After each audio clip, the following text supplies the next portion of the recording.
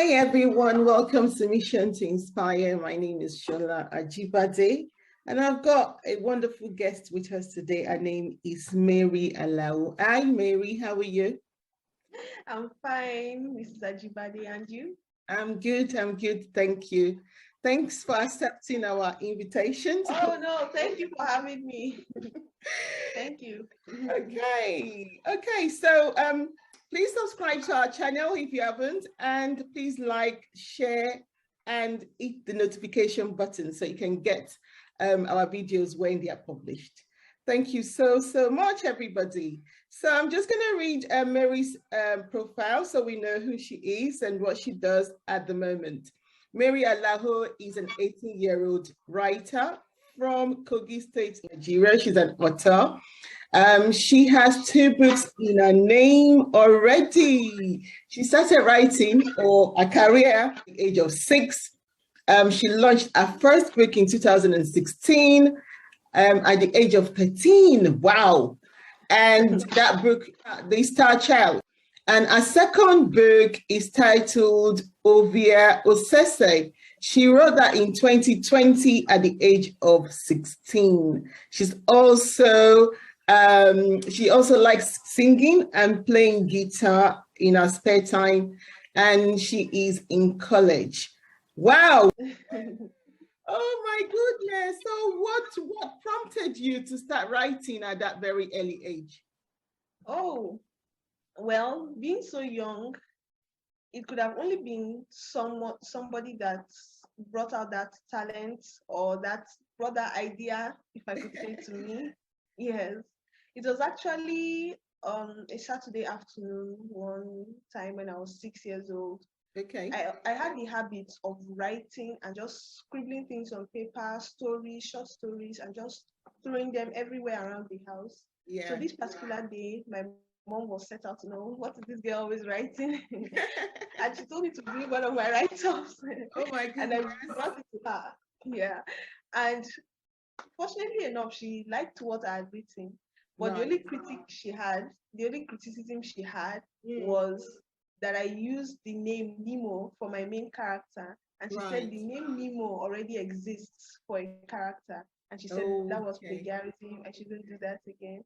But she was like, you're really onto something. This should really be a career for you. And since then, she started grooming me. And that really got the idea into my head that, oh, wow, I have this sort of talent. I could do this, I could do that. I could really make something out of it. I could really impact people. And I think that's one of the things that's really important for young people, because a lot of children are not really developed mentally enough to know, oh, they have these talents or this and that.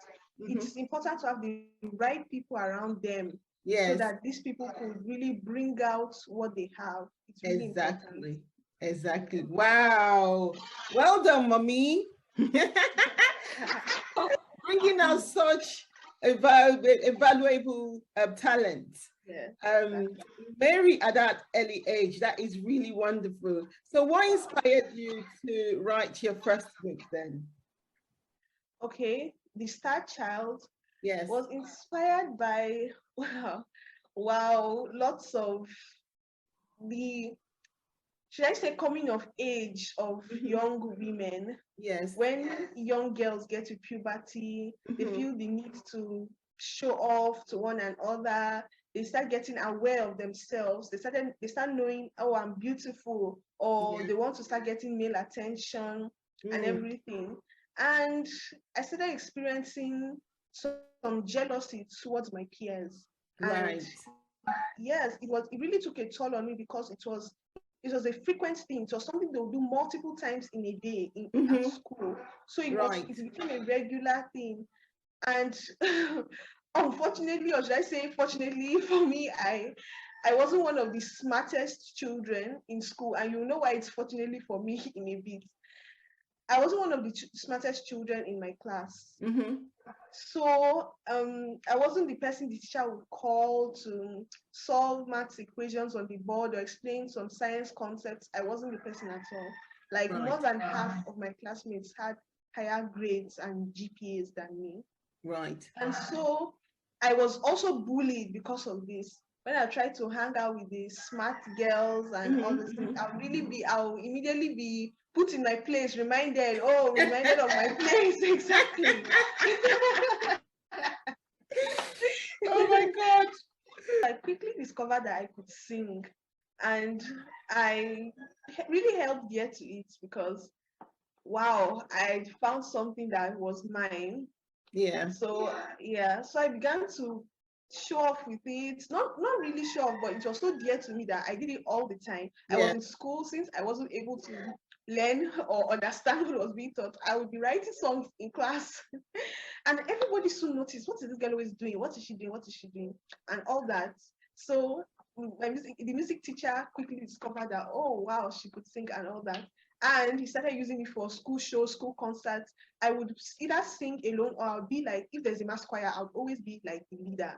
And so this really, I don't know, the jealousy really started from there. So they began to hate me. Yeah, they began to hate me or dislike me a lot, because I was like the only one in class that had a decent voice enough that the teacher wanted to use me for school concerts and just put me at the front.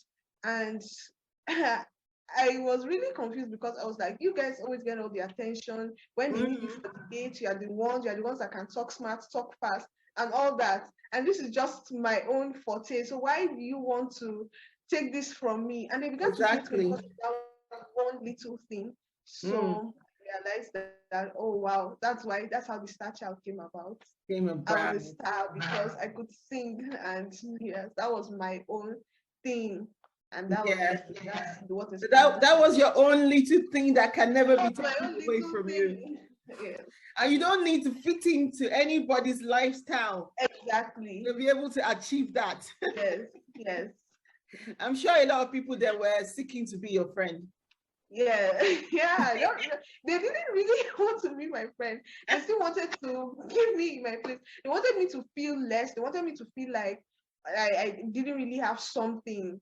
Yeah, it wasn't really something, but they got really angry each time the music teacher always wanted to use me for things in school. But they didn't want me to know that I had something. Instead, they struggled. They struggled a lot. I tried to sing, and even me listening, I know that they sound really horrible. The music teacher would just be nice. Just, But when he was supposed to still use somebody, he still called me. Gosh. Oh my goodness. Children. Oh God. So what is the motive behind your second book, Ovia Osese? Yes. The motive behind my second book, the story actually behind how I wrote this book is really very interesting and funny. Yeah. And I don't think most people will relate, because it was really weird. That's how you really know that the one you've actually gotten is from God. Right. So it was a hot summer afternoon in 2017, the month of July to be precise. Okay. So exactly. So we were having I was in a class called GES 3 in my country, where you are preparing to enter high school. Yeah. So we're about to go for our summer break. We are finished taking our exams, but we were still coming to school because the school wanted us to still be taught. So I was in class. I was so tired, hungry. I was sweating. It was so hot. Right. I remember staying like this, sitting like this in class, when the English teacher walked in. And as if that was not enough pain, she now asked us to write an essay. And I was like, I don't have a brain for an essay right now. But she gave an option. Yeah. Mary, the author, where did your brain went at the time? Where did it go? So tired. It was so hot. I was sweating. And the school uniform is long sleeve, and it wasn't helping. Right, okay. So she gave us an option to write a story or an essay. Yeah. And so I was like, oh wow, I don't have the brain and coordination for an essay right now. So I think a story will be easier for me. So I picked a story, and I stayed like this, and I was just writing. And I remember when I was done, I felt like, wow. As I was submitting it to her, I was like, wow, I would really miss this piece that I've written. because I felt what I had written was good.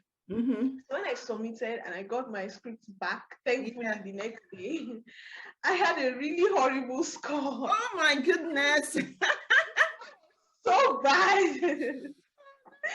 And I know what, because she actually broke down where your scores are coming from, mechanical accuracy, content, and everything. And my mechanical accuracy was 0. In fact, she even pitied me because it should have been less than 0. It should have been minus. Oh my God.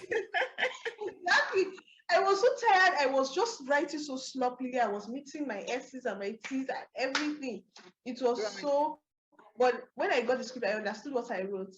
And I'd written about a festival that is held in Africa, because Africans really like all those kind of things. Yeah, the festival that is held in Africa, where that celebrates young girls coming into adulthood, girls that are attaining puberty. That is girls 13 to 19, even if 19-year-old girls are not really experiencing puberty, but just that window of girls. So those girls are celebrated during that festival, and they dance for the king, and the king chooses a bride. So I really liked the concept. At this time, this was 2017, I had just launched my first book. So subconsciously, I was thinking of my next idea, because my mom really made me to understand that this is something that should not stop. You really have a talent. You should really explore this. So I was already thinking of my next book. So I was so happy when I got that script back. And I was so thankful to God, because the possibilities of me getting that script back was almost 0. So yes, so I really it was a blessing in disguise. Yes, it was a blessing. Oh my God. Wow. They say God works in mischievous ways, for you to have gotten almost to 0 and then that turning into your second book. Exactly. So it was really the concept for me. I really liked it. And so when I came back home, I was really tired. Actually, I had worked a lot, series of exams before you get into high school. So I had worked a lot. I was tired. I really needed the rest. So my parents and I traveled to Lagos in Nigeria, and that's like the California of America. Wow. So, yes. So we traveled there. Yes. So we traveled there. We relaxed. We had a lot of fun. And when I came back, I was about to begin high school. So I quickly remembered, my script, my paper. So I quickly came home and started digging, and I actually found it out. So when I found it, I began working on it. So I actually browsed. It was actually, at first, when I wrote it in GS3, it was actually titled the Marriage Supper Festival. But I actually started researching, and I found out that there was actually such festival like this in my hometown, actually called the Ovia Osese. That's Ogorimagongo in Kogi State, Nigeria, where I'm actually from. So what they do is to celebrate young girls who are just newly attained puberty. So it really coincided with what I had written, and I felt really good about it. I said this should really kind of be like a kind of fiction turned, a kind of fiction explore, like when all these script writers in Hollywood make movies and they like kind of add fiction into non-fiction. They're trying to tell a real life story, but they get creative and they add some things that really didn't happen. So I thought that's what should happen in my book. It should be a kind of non-fiction with some kind of fictional stuff in it. So I was like, I should really explore this idea. And so I really began to talk about these girls. And also there's a problem really prevalent in the northern region of my country, Nigeria, where they have a culture of marrying off young girls. I'm talking young girls less than the age of 15, 12 years. I'm aware, I know so many of them because I live in the northern region of my country. Even though I'm not really from the north, I'm from Kogi State. Kogi State is like north central, but we don't practice that.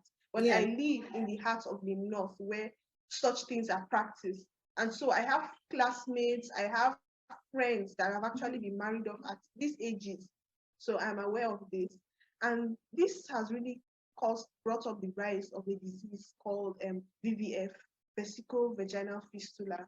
And what this disease does makes these young girls unable to control the passage of their urine. And it actually happens mostly to these girls. And it has been concluded and researched that it's because of this early marriage. And so they began to have premature sexual intercourse at really young ages, which destroys their urinogenital system and causes them to the inability to control urine. They keep passing out urine and they just really smell. And there's a place that they now keep them. They keep a group of them. And you see a child of 12, just really young, and lying down with her baby beside her on the floor on a exactly. It's really, I feel that these are young girls like me or my sisters or my friends that have destinies, that have futures out there. So this early marriage shouldn't cut short their destiny, shouldn't.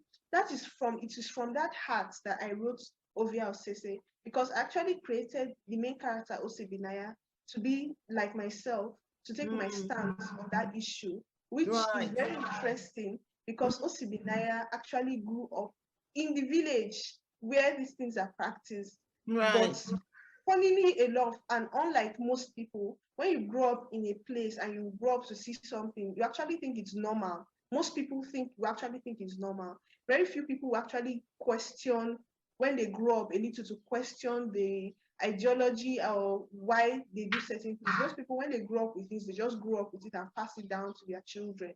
But so unlike most people, Osebinaya was able to question this norm that she actually grew up with, and she was against the festival. She was strongly against it, especially when the book begins with her being chosen to participate in the festival that year. And that is when she couldn't contain it anymore. She was upset. Everybody wanted her to attend the festival. Her friends were encouraging her, oh my God, you could be the next queen of Magongo. You could be the next. She wasn't keen on it. Her father, except her mother, who sided her. So Osebinaya fought the king openly against this festival, and it really, there were consequences. And at the end of the story, you really ask yourself if the consequences was really worth the whole situation, worth challenging the whole situation, if what you faced at the end was really worth challenging the whole situation. So it's a book that really takes you through the journey, the emotional journey rather. So that's what really inspired Ovia Osese. Ovia Osese, okay. Wow, that is so great. Wow. What a lady, Ovia Osese. Yes. Who fought our community to freedom? I'm sure she fought our community to freedom at the end. So the challenge, that situation and the challenge was actually worth it. Because that was a very, a good humanity work done at that early age. Go ahead. Yeah. I mean, Ovia Osese reminds me of, ladies or even individuals who see something is wrong in a society and they just go out and fight for it, not mind the consequences to their own evil life. But they just go out and fight. And it was a success story. Well done. Thank you very much. It can also empower women. You don't really have to sit down and just be, whatever the elders around you, especially the male elders around you, are telling you. Because most people these northern girls, these girls in the northern part of my country I'm talking about, they sit down and their dad just comes one day with one man that is in his 40s for them to marry. I don't think you really have to just succumb to everything. I think that we have a voice for a reason, and I think that this could be really empowering to women, because women shouldn't, especially what is going on nowadays about women empowerment and everything. It's part, this book is a part of it, is a huge part of it, because in this country it is really not a really strong thing, women being bold, women talking and all that. So Osebinaya really stands for the women, and it's really something you should actually soak yourself in, because it's kind of like it's a transformation, it's a realization. Yes, and also it kind of makes it more not, I would say, visible in a way if people read it. and sucking that story for them to realize that act is actually a child abuse. Yes. The child abuse it's actually a form of domestic abuse as well, domestic violence, because when you're doing that to somebody, at that age, is an abuse. They are a child. That's one. And then two, it's an abuse again because you're making them do things against their will. I mean, having sex against your will is rape, to be honest. So for a child who would not even know that it's rape, forced into such an act. Exactly. I'm sure your book will create that enlightenment for people. So and be able to take their stands, hopefully. Right. Okay. How would you describe your writing? Oh wow, my writing is it's dependent on what I'm trying to depict. So it depends on the story. I first think about what I want the audience to feel. Right. In correlation with the story I'm trying to tell. Like usually I try to infuse humor in my writing, but with Ovia Osese here, I reduced such humor because I really wanted the audience to feel the pain. I don't think there's anything humorous in the pain that those girls that are married off early, I don't think there's anything humorous in their pain. So I try to use such humor in this book because of what I wanted the audience to feel and take it from the book. Okay. But with the Star Child, there's a little humor. Actually, I didn't mention the Star Child comprises of prose and drama. So the first part is prose, is the Star Child. Then I write another book. So there are two books in one, and this is Adero's diary. It has a drama format. Okay. Right. That is wow. That's clever.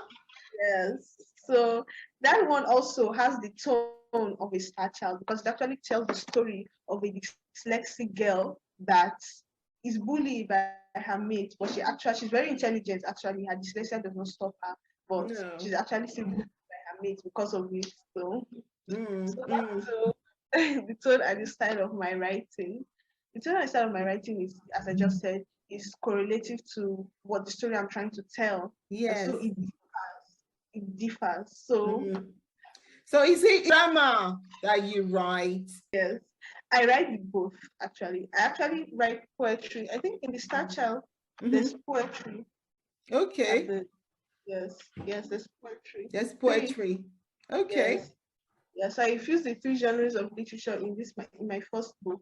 So all right. Kind of experiment, yes. I write the book actually. Some of my books will be drama, some will be prose. We also say it's drama. Is it drama too? Would you describe it as being fiction in any way? Writing is very, very, very fictional. It's very, very, very fictional. Right. Yes, but as most artists, I infuse my experiences into it. So, and I just play around with it. But with Ovia Osese, I usually like to tell people that it's historical fiction because because it happens, or it has happened. The festival happens. It actually happens. It's an actual festival. If you Google Ovia Osese Festival, you actually see it's held in my hometown in Kogi State. So it actually happens, and that's why I like to say it's historical fiction. So it happens, but I created some drama around just one small festival. That is so good. That is so great. Yeah. That's good though. So, your second book, Ovia Osese, that book, you need I don't know if you or your mom or your dad, you need to try and see if you can contact some producers. I think that book has got a very good concept and it can actually be developed into, a movie. Oh my God, I've thought about it. Have you thought about it? Oh my God, Mrs. Ajibade, I actually have songs because I want it to be a musical drama. I've written songs for it. Yes. But I don't know. The thing is that I don't know who to contact, and I don't have such contact. I don't really know how to go about it. So. Right. That. Don't worry, God. I mean, God would lead you, but that book, I'm very sure it's a piece. It needs to be developed into a movie. Yeah. Either, like you said, musical or a straight movie. Yes. Producers, when they read the concept, they will tell you what direction it should go, and it can actually go in both directions as well. Oh, okay. Okay. Yeah. Okay. So I think you should research and see if there's any producer out there that produces movie, that aligns with your concept of writing. Okay. Okay. Is it like producers in Nigeria or in the UK or abroad? Just generally abroad. With the concept of the book, it can be both. Yes. What I would say is you can contact producers anywhere, and any of the producers would pick you. Okay. Yeah. Yeah. So don't limit where or who you should contact. Just contact any one of them. And I'm sure you get most of them are on Instagram, isn't it? Just send them a DM. Some would read, some would not read it. Just let them know you have this book. You like it to be developed into a movie. They should DM you if they're interested. You have more piece to add to it to make it more, and see what will come out of there. Yes, thank you very much. I really appreciate you believing it could be something worth a producer's time. So. Of course. That is a very good story. Yeah, okay, thank you. It's a very good story. It's a very good story for producers who believe in humanity. Yeah, it's a very good story because it enlightens people to understand that this is an act of violence, is an act of abuse. It needs to be stopped. Wow. In Nigeria, a lot of people don't see it that way. No. They see it as a normal way of life. Girls. Yeah. To be betrothed to men who are older, some are even older than their father. Exactly. And for the girls, innocently, to then pass through all that and then have a medical condition because of it. And what happens is that when they have that medical condition, this man will leave them aside and go again and on for another small girl. Yes, that's just the truth about it. Yes. So at the end of the day, it's an abuse to these children. One, they cannot fulfill their own destiny. Their dreams is shattered at that early age. Yes. It takes the grace of God for them to now, grow up. Exactly. Put themselves together and be who they want to be. Exactly. You're right. And some of these girls are not from educated family. No. From a family that believes in their dreams, so they just let them go through that path because of money. Yes, because of money. Yeah. So I think that story needs to actually be heard, and I think it needs to be developed into a movie by a good producer. Even if it's in Nigeria. A good producer that can take it abroad, movies that can hear on Netflix or something where it works internationally, because it's something that needs to be stopped. It needs to be stopped in Nigeria. So I know recently domestic abuse because of this lady. What's her name? Osinachi. Pardon? Is it Osinachi? Osinachi, that lady, she sings, isn't it? Yeah. Now they're taking domestic abuse, domestic violence very serious in Nigeria. Yes. It's not just about this. You encounter when you started writing. I know you're an adult now, isn't it? You're 18. Yeah. So you're not a teenager anymore. But when you were a teenager, what were the challenges you encounter as an author? Okay. Well, as a teenager, I encountered criticism from adults. Right. And my mates, it actually came off came off as, I don't know, they were kind of passive about it. I got some criticism, I got some remarks that I don't know whether it was stemmed from jealousy, but some were really negative about it. Okay. And oh my God, what did she write? What did she write? What does she have to say? And some adults also looked at it that way, because in Nigeria, such writing novels at such age is not really common. So it was faced with lots of kind of thing, because at first, by the people that had and the adults around me, because they didn't know what I could write, what I could have possibly written, until some of them actually read. And then when my second book came out, some people actually believed that I actually have a story to tell. But at first, this thing is not really common. So I was faced with lots of criticism. In fact, there was something that happened when I was in JS3, the class before high school in my country. Right. A man that has this literary network or competition he supervises, he stumbled on my first book, this is The Star Child. He stumbled on it.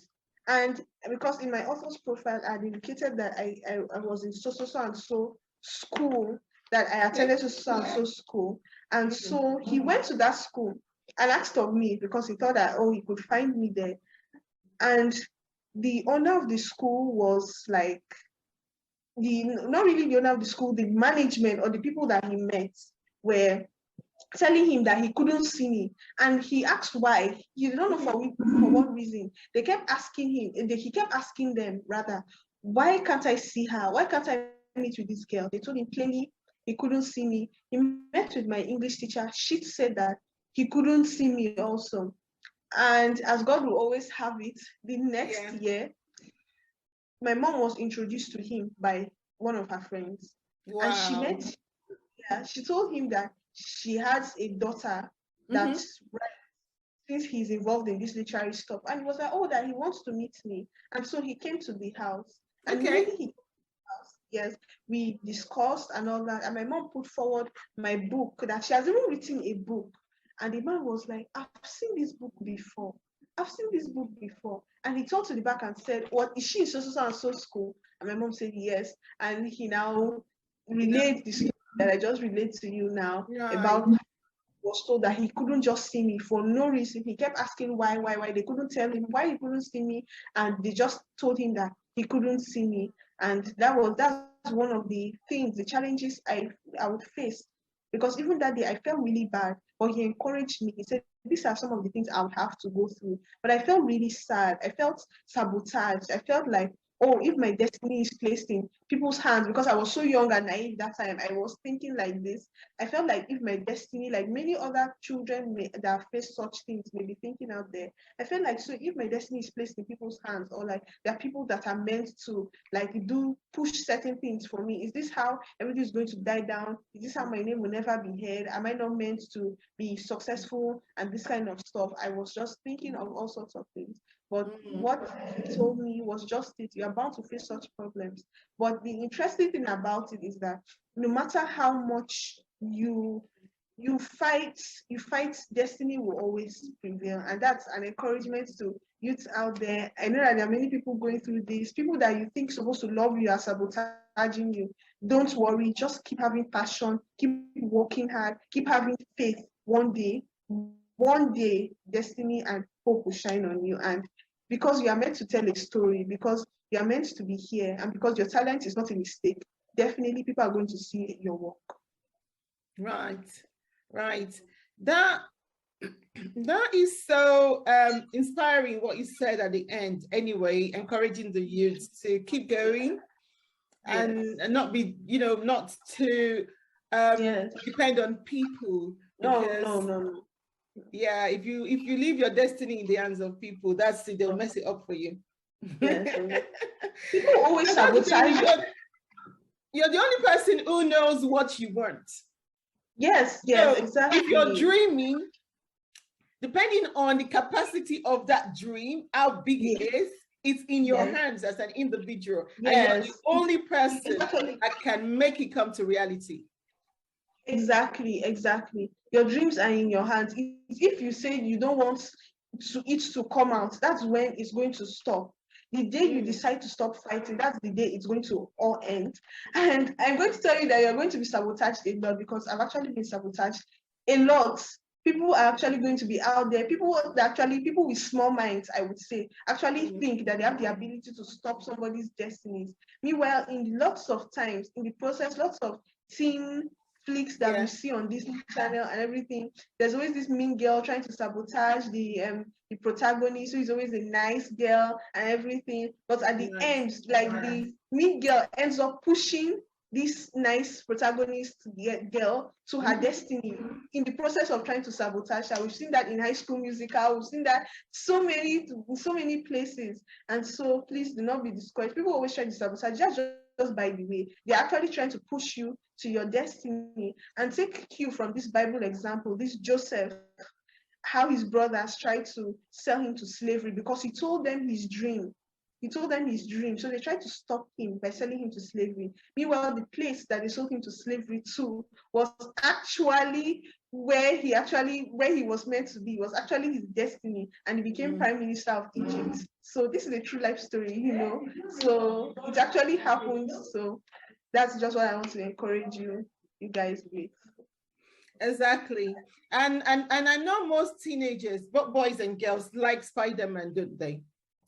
Yes. They like action stories. So if you take those action stories into concept, they will always have the actor, the main character, and then they will have the villain, who is always sabotaging. Yes. The main character, the star character in all their movies. So it's a natural thing. It's something. It's something. It's always fighting. Yes. Always fighting. So even as Christians, we know that there is evil and there is good. Yes. And the evil will always fight the good. Yes, definitely. In every circumstances. Yes. And the good would always have to continue to do good and not relent.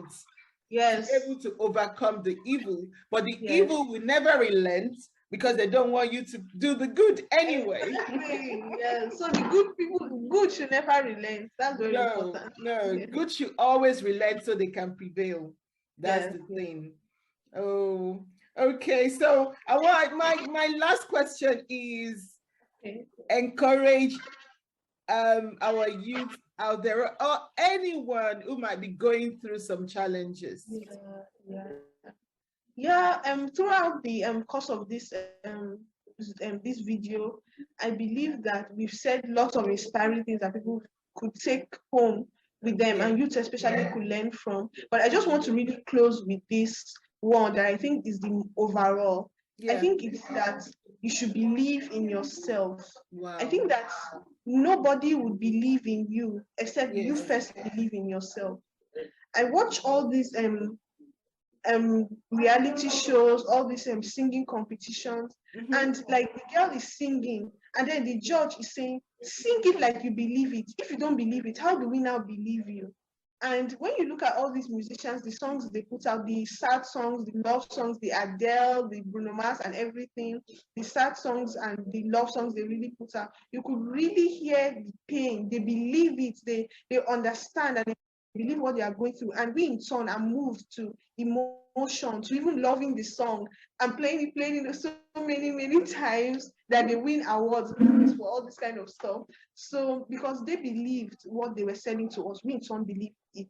So I think that if you're struggling with self-doubt right now, it's something you should really overcome, because people need to believe what you are selling to them. And you can overcome this with just a simple realization that you can do it. That's just what I'm here to tell you. Exactly. You can do it. So many people, take for example Ben Carson, and so many inspiring stories. Ben Carson was like a dullard as a child, but look at the great thing, becoming a surgeon. Even to go through medical school, we know how difficult, no dullard can go through medical school. So we know that definitely there was a change there. I think that I could say that if with the way Ben Carson explained how dumb he was, I think that if Ben Carson can do it, then anybody can do it. because I don't really know anybody that could be that dumb, if I have to put it as the way Ben Carson described he was as a child. So if Ben Carson can do it, if he could become who he is today, then anybody can do it. And that's what I want you to know. There are always these sabotagers in our head. Oh my God, I have so many. I actually recently wrote down some mantras and some notes that when I wake up in the morning, I should quickly read to remind myself that, oh, Mary, you're not a failure, you're a success. You can do it. Because I have so many in my head. When I'm about to do something, something just goes in my head and says, you can't do it. You're not this. You're not that. You're not cut out for this. You're not like this. You're not like this person. You're not like that person. Immediately. And I just shut it down immediately because it's actually the devil trying to stop you from actually getting to that place. This is where you are going to. And it's always constantly trying to pull you back. So you don't help him pull you back. Exactly. So you be bigger than him. You go be ahead of him. Encourage yourself. Just know that you can do it. I know, as I'm sitting out here, I know that you can do it. There's nobody. The only way you're stopping yourself is by not believing. The moment you believe, then you can do it. So that's what I want to say. Thank you so much for your word of encouragement. We should believe in ourselves and do what we want to do. Yes. Very true. As I said before, our destiny is in our hands and we are the only ones who can make it come to reality. Nobody is going to do that for us. They can tell us, try to encourage us to do it, but if we don't go out and do it ourselves, we will not, accomplish that destiny or that mission or that vision. So thank you so much. You are meant to inspire. You actually don't know who you are meant to inspire, because actually all the people that made me want to sing, I want to write. I actually ask myself,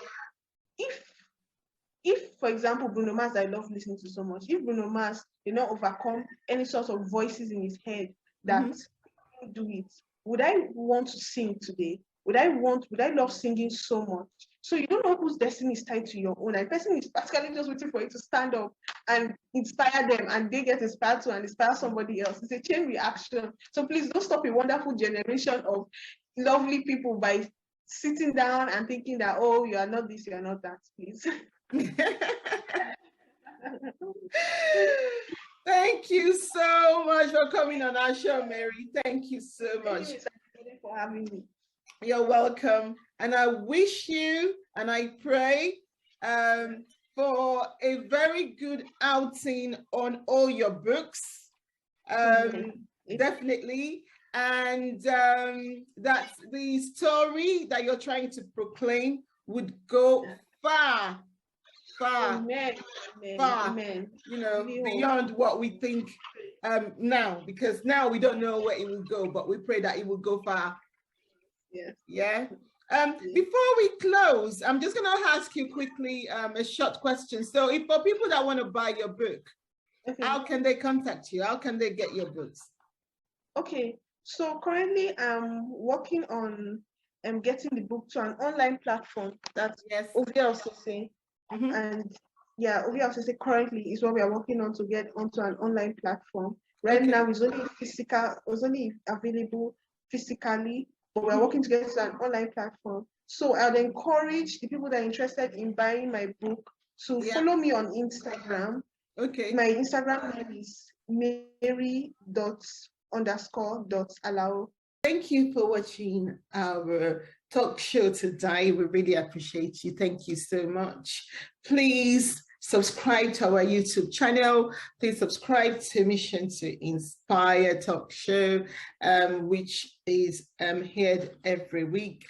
And also remember to hit the notification button so that you can be notified when we publish new videos every week. And also please like, share and comment on our videos that we publish every week. Thank you so much. We appreciate you. Thank you.